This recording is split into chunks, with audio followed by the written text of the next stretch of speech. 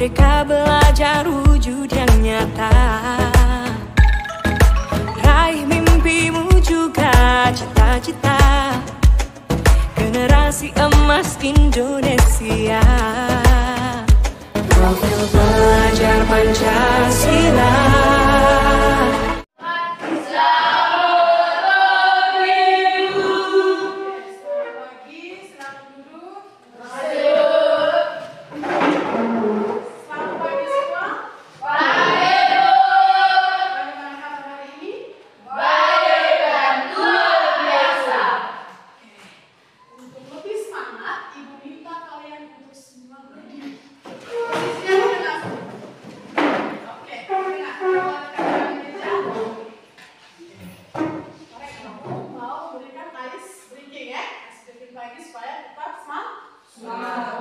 Jadi ice breaking-nya itu tepuk semangat pagi. Jadi ibu minta satu orang untuk memimpin ice breaking kita. Coba Yovin. Tepuk semangat pagi. Pagi, pagi, pagi. Saya sehat, saya kuat, saya bahagia. Terima kasih Tuhan. Lebih semangat, lebih semangat. Tepuk semangat pagi. Pagi, pagi, pagi. Saya sehat, saya kuat, saya bahagia. Terima kasih Tuhan. Oke, silakan duduk. Oke, hari ini Ibu mau meminta kita untuk membuat keyakinan kelas. Ibu sebagai wali kelas ya. Di sini kita membuat keyakinan kelas yang harus ditempelkan di dalam kelas. Oke. Ibu mau tanya, sebelumnya Ibu mau tanya dulu. Kesepakatan kelas atau keyakinan kelas dengan peraturan kelas yang sama atau beda? Beda kok? Ya. Kalau peraturan itu sering Ibu buat sendiri, terus kalian yang mengikuti toh. Tapi sekarang Ibu minta semua kita untuk berdiskusi bersama untuk membuat keyakinan kelas. Kalian yang membuat sendiri toh.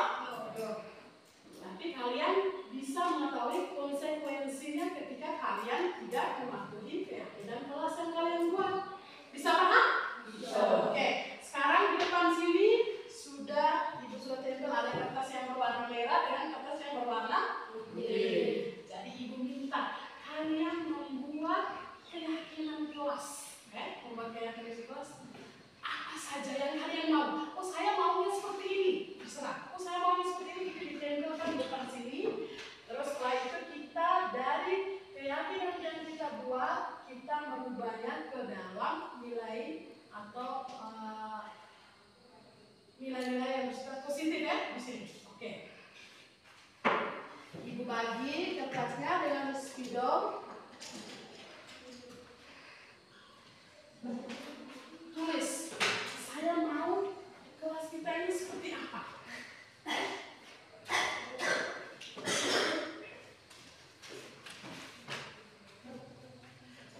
Dengan spidol ditulis sebanyak mungkin yang adik-adik inginkan. Kalau yang sudah boleh ditempel di depan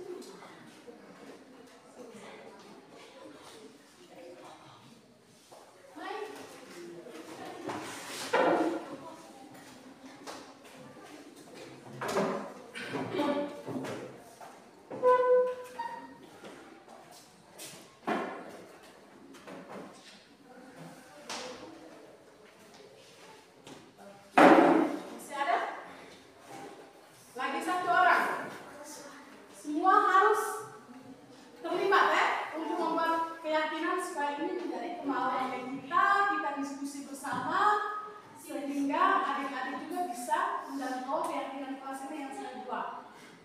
Oke, sudah?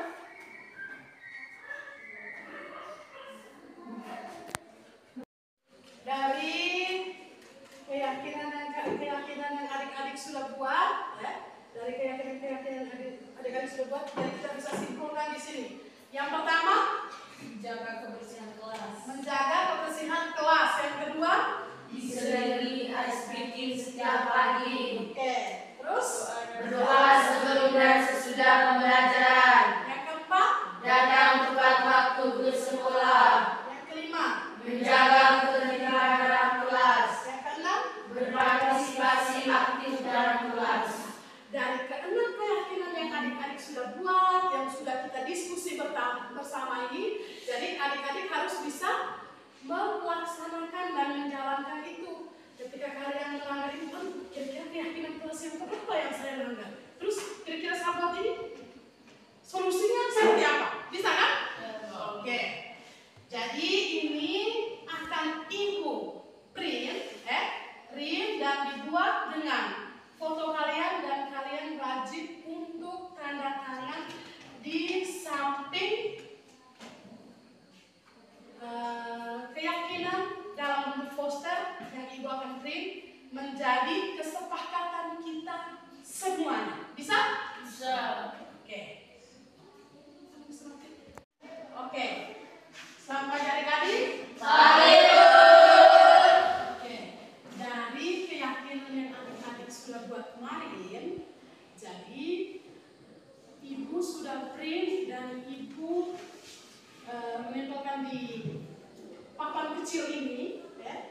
Jadi ibu minta dari keyakinan yang kita sudah buat, ibu minta kalian maju satu-satu, ibu panggil satu-satu untuk tanda tangan yang menjadi persetujuan dan kesepakatan kita bersama dari diskusi kemarin. Bisa?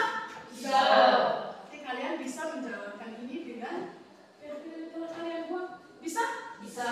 Oke. Ibu minta panggil satu-satu, ya. Yang pertama, Agustinus Wogo.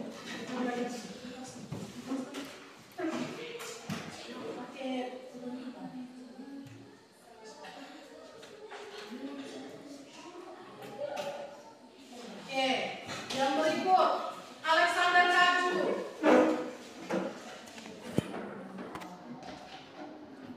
Oke, yang berikut Vincentia Yulianto.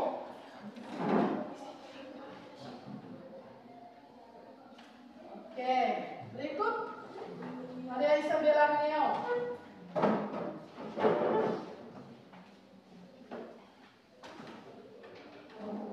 Oke, yang berikut Maria Carmelin Soli.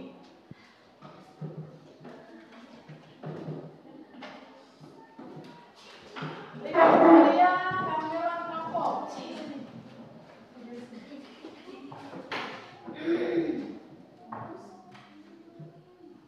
Maria Yovita Roa.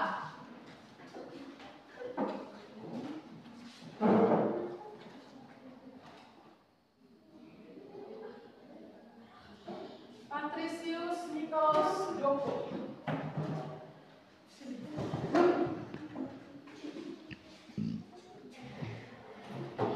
Raimus.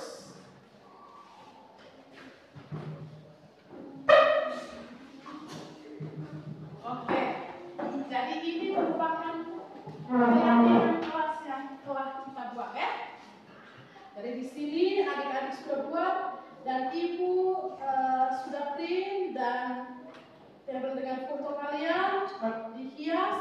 Setelah itu ini ada tanda tangan, berarti disetujui bersama. Dan keyakinan ini akan ibu simpan di dalam ruangan kelas kalian untuk kalian lihat setiap hari. Bisa? Dan menjalankannya dengan apa? Baik.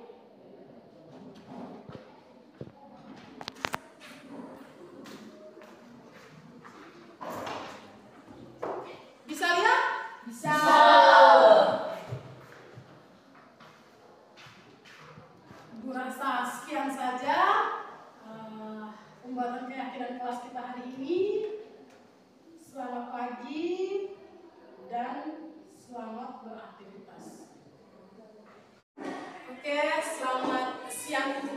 semua? Siap. Terima kasih kepada Bapak Ibu Guru dan juga anak-anak sekalian yang sempat hadir pada kesempatan ini. Sebelumnya minta maaf mungkin dengan segala aktivitas yang ada di luar, tapi teman-teman bisa berkenan hadir bersama saya dengan tema sini pengimbasan dari apa yang saya pelajari di Guru Penggerak dengan topik disiplin positif. Tentunya ada budaya positif di sini. Jadi di sini dibuat oleh saya sendiri.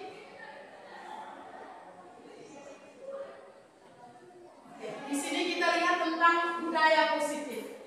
Di dalam budaya positif itu ada 5. Dari yang pertama kita lihat tentang disiplin positif. Disiplin positif adalah pendekatan mendidik murid untuk melakukan kontrol diri dan mencapai kepercayaan diri. Dan yang kedua ada nilai kebajikan dan keyakinan kelas. Saya yakin di sini kita teman-teman sudah pernah membuat atau meraba-raba bagaimana cara membuat keyakinan kelas, seperti teman-teman kemarin yang sudah guru penggerak tapi belum maksimal. Jadi di sini mengacu pada nilai-nilai dan prinsip-prinsip yang dimiliki oleh seorang murid. Yang ketiga di sini ada posisi kontrol. Posisi kontrol di sini ada 5. Di sini bagi Bapak Ibu Guru bisa melihat kira-kira selama ini saya mengajar kepada murid saya itu terdapat di posisi kontrol yang berapa. Jadi di sini ada pemberi hukuman, ada pembuat rasa bersalah, terus teman, pemantau, dan manajer. Ya teman-teman bisa melihat, oh kira-kira saya selama ini mengajarnya pakai posisi yang mana. Setelah itu yang keempat ada kebutuhan dasar. Di sini murid-murid kita juga memiliki kebutuhan dasar, di mana yang pertama ada kebutuhan bertahan hidup, membuat rasa bersalah, kesenangan, kebebasan, kasih sayang, dan rasa diterima.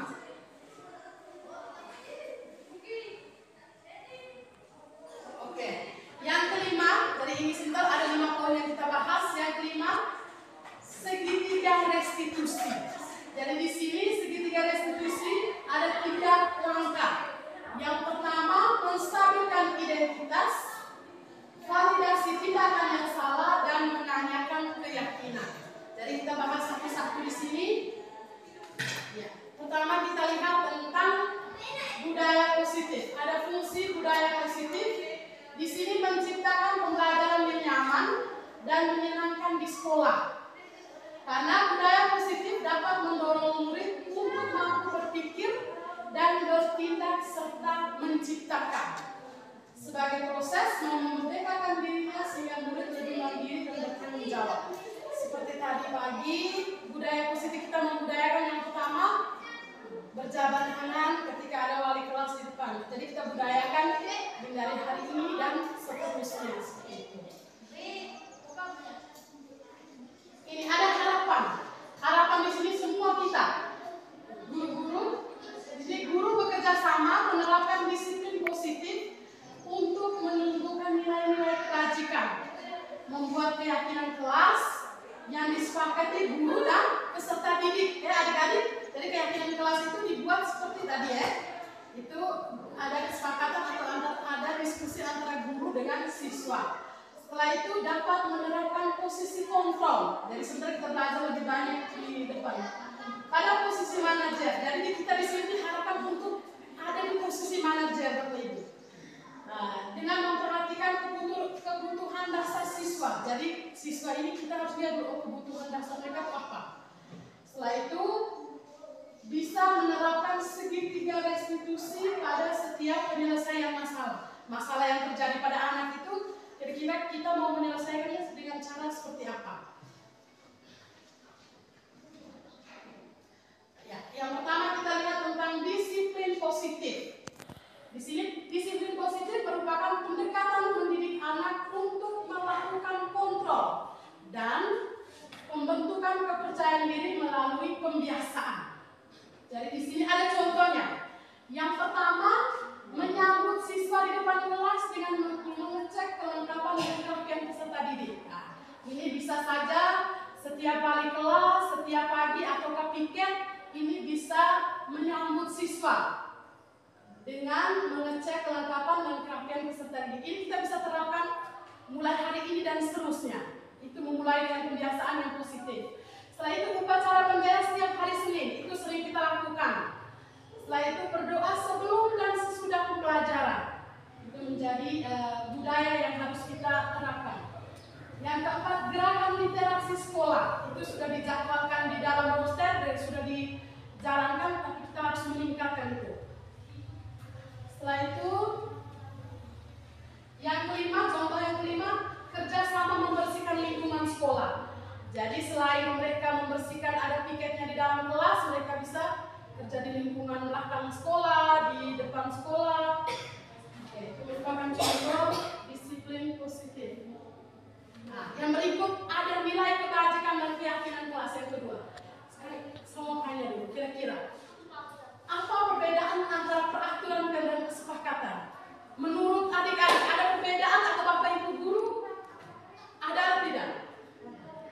Ya, Ibu Sini. Kalau peraturan itu dibuat berdasarkan aturan di instansi atau di sekolah tertentu, dan kesepakatan itu dibuat antara kedua belah pihak, antara siswa dengan murid. Oke, bagus sekali.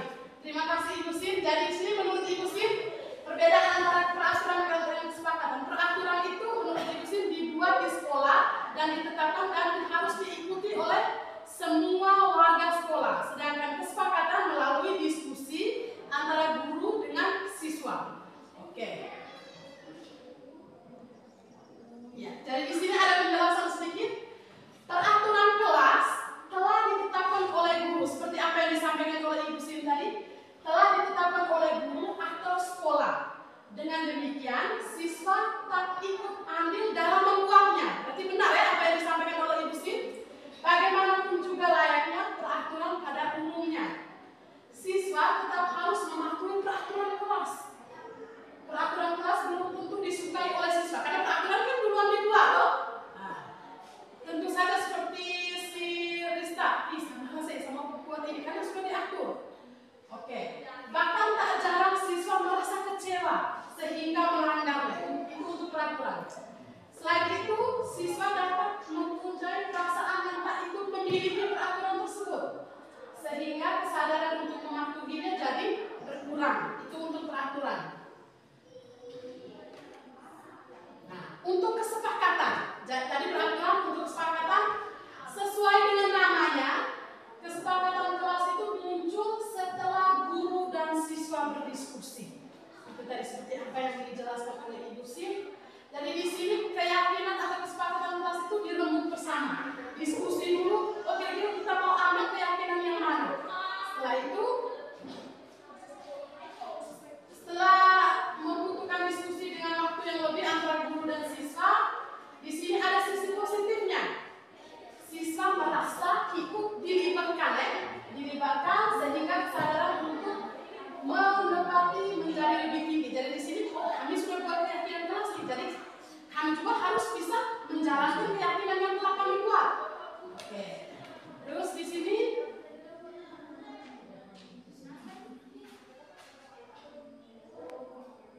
jadi di sini perbedaan utamanya adalah di sini. Bila peraturan kelas sudah ditetapkan sehingga tak ada andil dari siswa. Jadi siswa tidak ambil bagian ya di sini. Sedangkan kesepakatan itu kelas siswa itu dilibatkan secara aktif dalam menetapkannya. Sudah? Oke. Di sini contohnya. Contoh pembuat keyakinan kelas.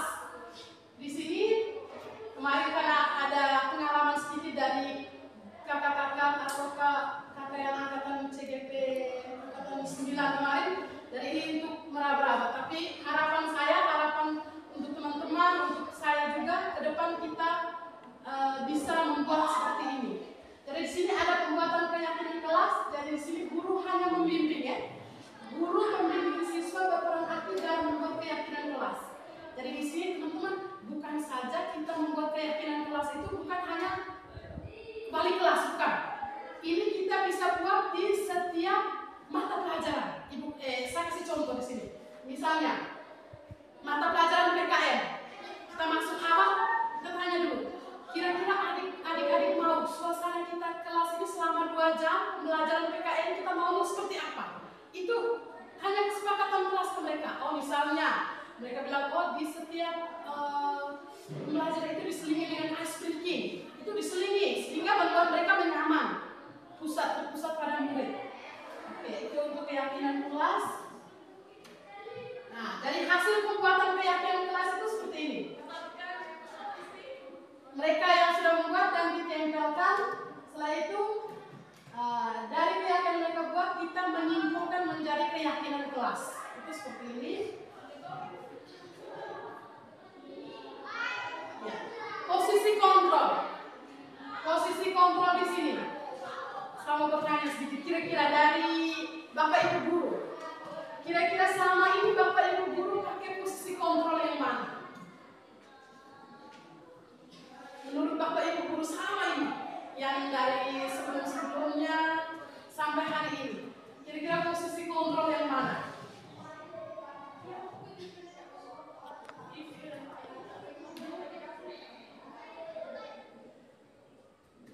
Saya kasih contoh ya, misalnya kita sementara masuk les terus sekarang kumpul tugas, misalnya si Gusti tugasnya belum kumpul. Kira-kira dari kasus ini nih, Bapak Ibu guru selama ini di posisi kontrol yang mana? Yang pertama, memberi dukungan, menurut itu SIM. Setelah itu, ada teman-teman yang lain?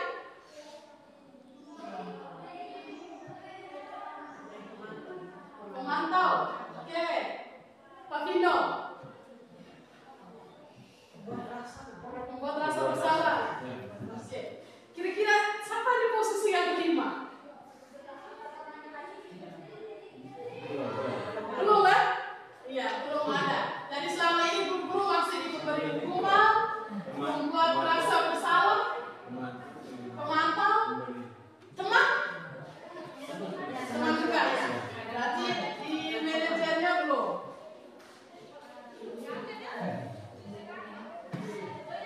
Oke, ini tadi pertanyaan tadi. Kira-kira Bapak Ibu selama ini berada di posisi kontrol yang keberapa? Tadi sudah dijawab oleh Bapak Ibu. Oke, harapannya. Ini menjadi harapan kita bersama. Jadi harapannya Bapak Ibu diharapkan memiliki atau mampu memiliki posisi kontrol restitusi manajer.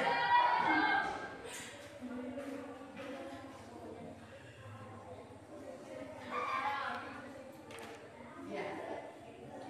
Untuk kebutuhan dasar dari siswa itu ada yang pertama bertahan hidup. Jadi lihat di sini. Ada kebutuhan bertahan hidup itu ada yang bersifat fisiologis untuk bertahan hidup, misalnya makanan, pakaian. Jadi di sini nih kebutuhan dasar mereka, misalnya selama ini kita wajibkan mereka untuk bawa bekal, toh? Jadi di sini ini ada makanan, pakaian, istirahat, tempat berlindung, keamanan dan kesehatan. Misalnya ketika konsentrasi belajarnya di dalam kelas terganggu, kita tanya dulu kebutuhan mereka. Untuk kekuasaan dan penguasaan, dari kebutuhan ini berhubungan dengan kekuatan seorang untuk mencapai sesuatu, menjadi kompeten, menjadi terampil, memiliki prestasi, diakui dan didengar. Kebutuhan ini meliputi harga diri, keinginan untuk dianggap, dan meninggalkan pengaruh. Kebutuhan ini juga dapat dipenuhi melalui kegiatan-kegiatan seperti proyek, hobi, tugas sekolah yang menantang, kontekstual, relevan, belajar menjadi orang yang kuat, membuat pilihan positif dan bekerja. Oke, di sini juga ada kebebasan. Kebebasan di sini, kebutuhan untuk bebas adalah kebutuhan untuk mandiri, otonom, memiliki pilihan, mengembangkan daya lengkapnya dan mampu mengendalikan arahnya sendiri. Kebutuhan ini terkait dengan kebebasan untuk memilih dan membuat pilihan. Kebutuhan bergerak, mencoba-coba, mengeksplorasi hal baru dan menarik.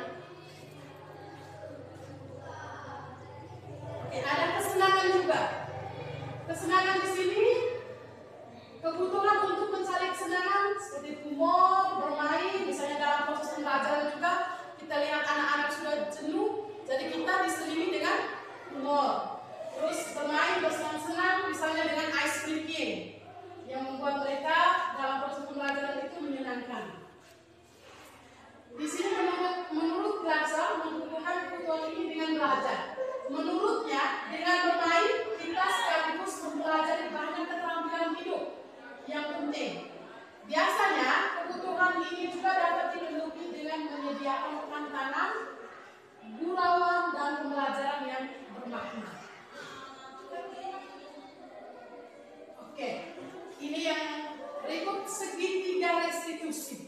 Jadi di sini ada 3 langkah segitiga restitusi mungkin yang akan kita terapkan. Yang saya ingin Bapak Ibu Guru ketika tadi tanya, oh kira-kira kita berada di posisi kontrol yang mana? Tadi sudah jawab, oh kami ini di penghukum. Nah, jadi di sini ada 3 langkah nanti ya. Ketika kita mau menyelesaikan masalah siswa ada 3. Yang pertama, menstabilkan identitas. Yang kedua, validasi tindakan yang salah. Dan yang ketiga itu menanyakan keyakinan. Jadi di sini ada contoh video ini yang dibuat oleh saya sendiri, video segitiga restitusi.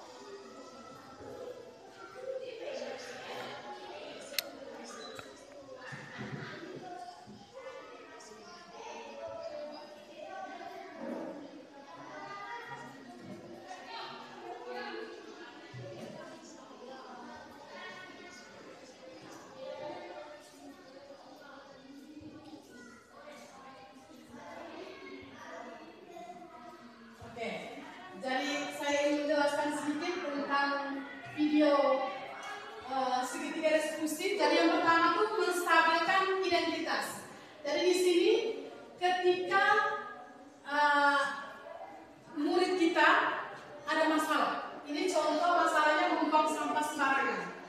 Jadi di sini si Selin membuang sampah ketika teman-temannya sedang membersihkan, ada piket membersihkan lingkungan sekolah. Jadi di sini Selin membuang sampah sembarangan. Jadi biasanya ketika kita melihat seperti itu kan, seperti posisi kontrol yang teman-teman guru sampaikan, ini kenapa itu pasti langsung mengambil tindakan yang bukan-bukan, pembukulan. Jadi di sini seperti contoh yang dibuat tadi, menstabilkan identitas. Yang paling pertama itu kita memanggil mereka. Memanggil yang pertama mungkin di ruangan sendiri atau di tempat yang nyaman, yang membuat mereka nyaman di situ. Yang paling pertama menstabilkan identitas itu, yang paling pertama kita tanya dulu kabar mereka. Supaya jangan sampai guru panggil saya ini kenapa? Tidak boleh seperti itu. Yang paling pertama kita membuat mereka nyaman dulu berada di depan kita. Tanya dulu kabar, bagaimana kabar, terus kira-kira tanya alasan kenapa sampai ibu panggil kamu ke sini tuh alasannya. Jangan sampai langsung dengan tunjuk atau apa segala itu bukan. Dan yang pertama tanya dulu, kira-kira alasan ibu panggil kamu ke sini itu buat apa contohnya.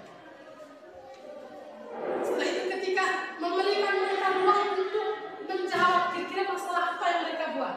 Setelah itu validasi tindakan yang salah. Di sini kita tanya dulu masalah apa yang kamu buat. Setelah itu kita tanya kembali yang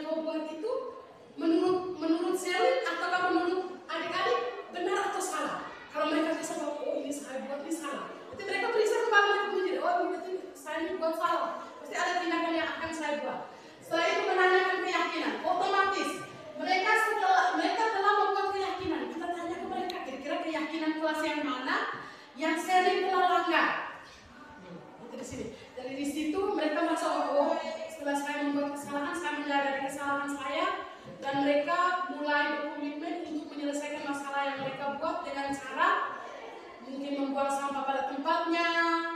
Setelah itu menggantikan piket untuk membersihkan lingkungan sekolah. Ya, itu merupakan contoh sedikit restitusi. Ya, di sini sekian dan terima kasih. Mungkin dari budaya positif di sini, ketika gurunya tenang untuk menyelesaikan masalah menerapkan budaya positif, pasti siswanya akan senang. Oke. Mungkin di sini saya mau meminta umpan balik dari teman-teman guru dari hasil presentasi saya hari ini. Baik, terima kasih atas hasil refleksi yang kami amati pada kesempatan ini. Yang pertama, kami juga merasa bersyukur karena kami bisa mendapat pengetahuan atau masukan-masukan yang bernuansa positif bagi kami, teristimewa dalam mengajar anak didik kami. Yang kedua, walaupun kami belum belajar tentang guru penggerak, artinya satu hal-hal yang baru yang membuat kami memang yang hal-hal yang sudah disampaikan tadi memang sudah dibuat, namun secara kurikulum baru ini kita merasa baru juga, walaupun dalam keseharian sudah kita buat. Saya rasa itu dulu satu dua refleksi dari kami. Sekian dan terima kasih. Mungkin masih ada teman-teman guru yang lain mungkin masukan ke umpan balik dari presentasi saya hari ini.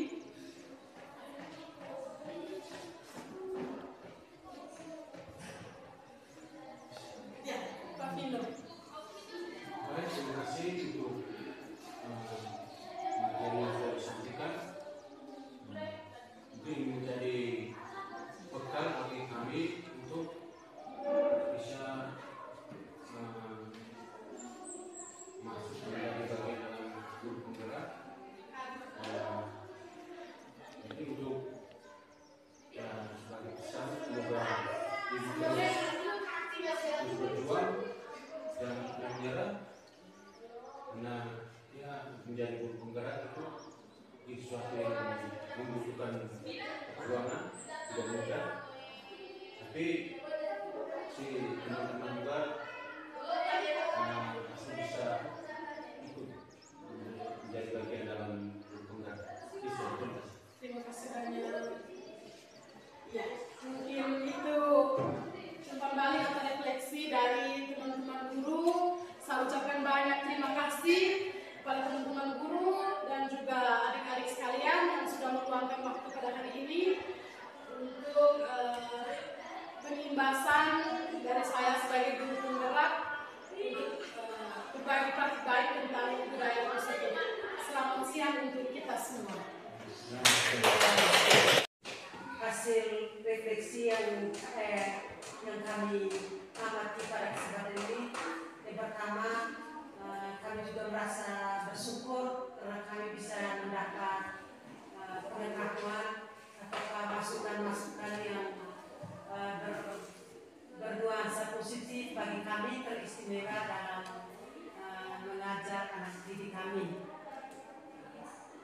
Yang kedua, walaupun kami belum belajar tentang guru penggerak, artinya satu hal-hal yang baru yang membuat kami memang yang hal-hal yang sudah disampaikan tadi memang sudah dibuat, namun secara kurikulum baru ini kita merasa baru juga, walaupun dalam keseharian sudah kita buat.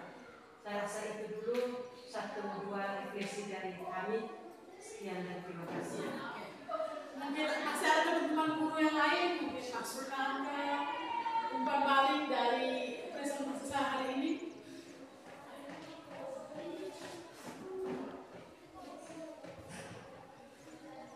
Ya, Pak Vino. Baik, terima kasih untuk materi yang sudah disampaikan. Mungkin menjadi bekal bagi kami untuk bisa